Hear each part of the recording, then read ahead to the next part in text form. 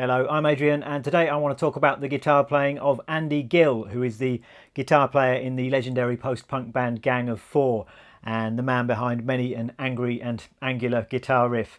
And their album Entertainment has long been a favourite of mine, and what I've done is I've chosen 3 of my favourite riffs from that album, and I'm going to take you through how to play them. Riff number 1 then is Ether, and that's what I was playing at the start of this video. And just before I get into the riff, maybe a quick word about Andy Gill's guitar sound, which I think is really unique, and unique in the sense that it goes against what most people would consider to be a good guitar sound. Rather than being full and warm, it is thin and it's brittle and it's abrasive, and it's absolutely perfect for this kind of angry, angular music. And one of the things that I did find when I was trying to figure out these riffs is that that particular tone makes it quite hard to hear exactly what's going on in some cases. So this is my best guess as to how these riffs are played. And let me just play the Ether riff one more time for you. We've got...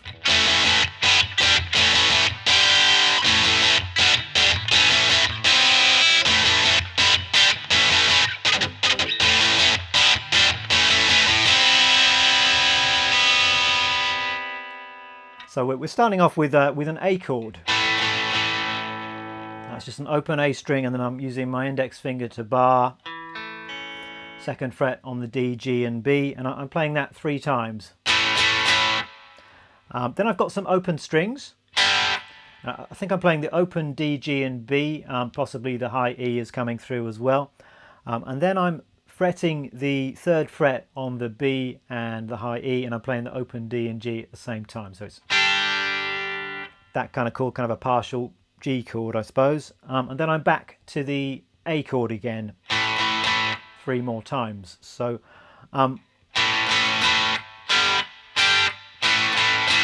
then on the end of that, I'm just playing that partial G chord 1 more time.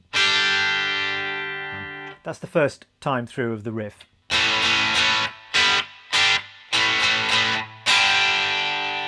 You're going to want to play this quite hard with your picking hand, really dig in. A bit of muting helps, I think, between some of these chords. So I'm just kind of damping the strings with the palm of my fretting hand here. So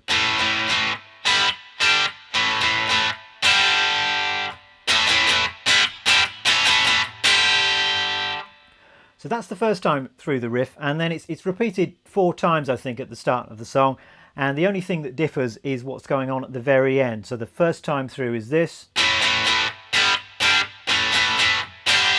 2nd time through is this. It's just that last chord which changes, and we've now got this, which is the 5th fret on the D and the G, and then the open B and E. So 2nd time of the riff. Then the 3rd time, we've just got some muted strums of the strings, so I'm just stopping all the strings, making them dead with my left hand, and with my picking hand it's just down, up, down, down, up, down.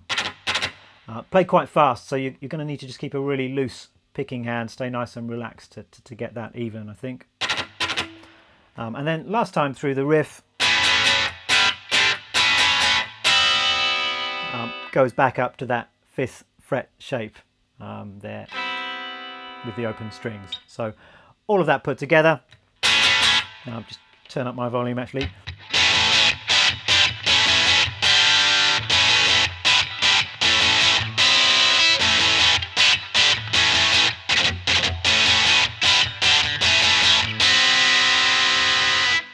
Riff number 2 then is Not Great Men.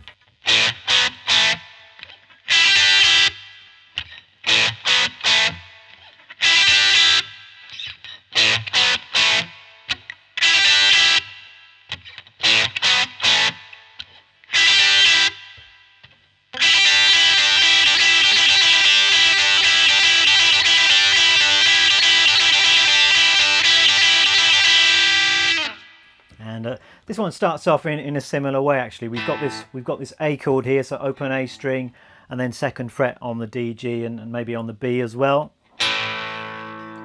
And then we've got these little kind of two note power chords, I suppose. We've got the 4th fret on the D and the G, and then the 2nd fret on the D and the G. And all of those chords are played quite clipped, so you're going to want to just mute the strings after you've played each of those, either with your picking hand or just by releasing pressure with your fretting hand, or both of those together. And then we've got this little riff on the top two strings. So on the B string we've got 5th fret and the 3rd fret, so 5, 5, 3, 5, but at the same time we're holding down the 3rd fret on the top string, and that's just droning throughout. So just playing that with a down, up, down, down in my picking hand. So if we put that together.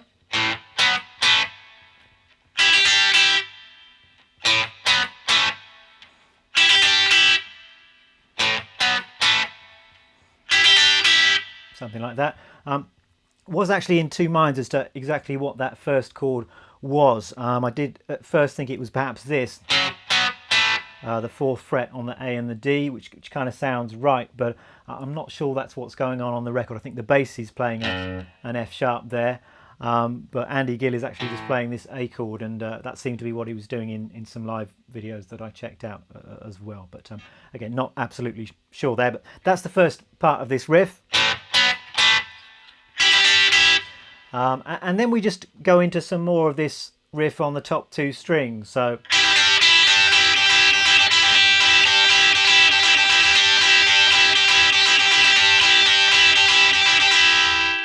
and that's the same kind of idea. We're sort of going between the 5th fret and the 3rd fret on the B string, so it's kind of 5, 5, 3, 5, 3, and then 5, 3, 5, 3, 5, 3. So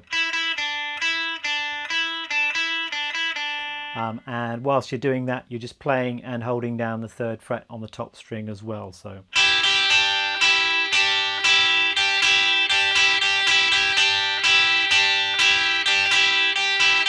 and if you're interested in what I'm doing with my picking hand, I think I'm picking that down, up, down, down, down. Sorry, down, up, down, down, down, down, up, down, up, down, up.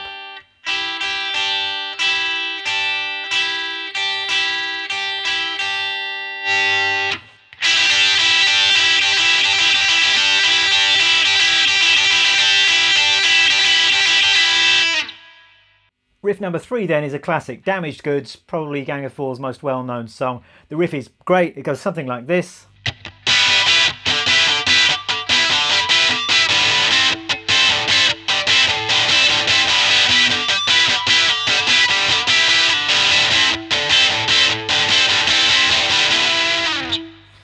And really just going between two different chord shapes here. We've got this little 3-note triad shape. It's the 9th fret on the G, 8 on the B, and 7 on the high E, so it's kind of an E minor triad.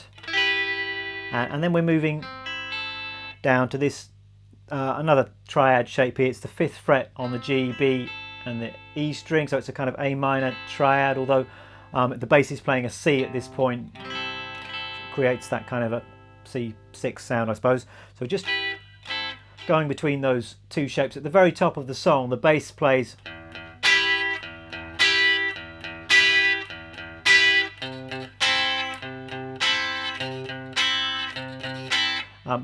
a couple of notes, and then the guitar answers it. So the bass is playing an E, and then you've got the kind of stabs on this chord shape.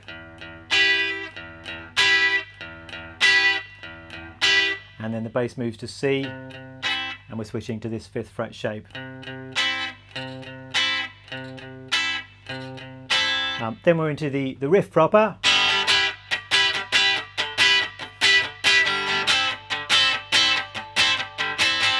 And it's quite wildly played actually, this riff. So let me sort of try to get to the bottom of what's going on, although it's not completely consistent throughout the song. But we've got quite a lot of open strings and messiness going on here. It's kind of quite tightly played and funky, but also messy at the same time, if that isn't too much of a contradiction. So the first thing we hear is some open strings. So we've got just the open top 3 or 4 strings twice. Then we're squeezing down that first chord shape, that E minor triad. Got a couple of muted strums there, so just releasing pressure with the left hand. Squeezing down the chord again, another muted strum, and then squeezing down the chord again. That's the first half of the pattern. And then in the second half of the pattern we've got 2 muted strums, squeezing down the chord, 2 more muted strums, another chord, another muted strum, and another chord. So the second half is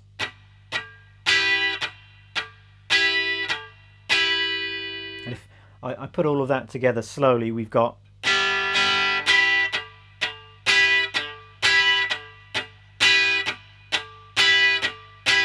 one and 2 and 3 and 4 and 1 and 2 and 3 and 4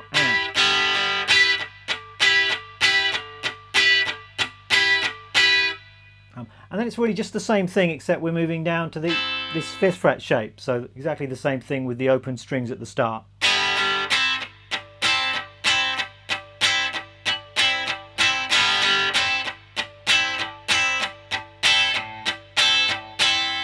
Again, it doesn't stick to exactly that pattern all the way through, but that seems to be kind of the averages of what is happening throughout the song. All played with really kind of aggressive downstrokes, I think. So if I just put all that together at speed, we've got...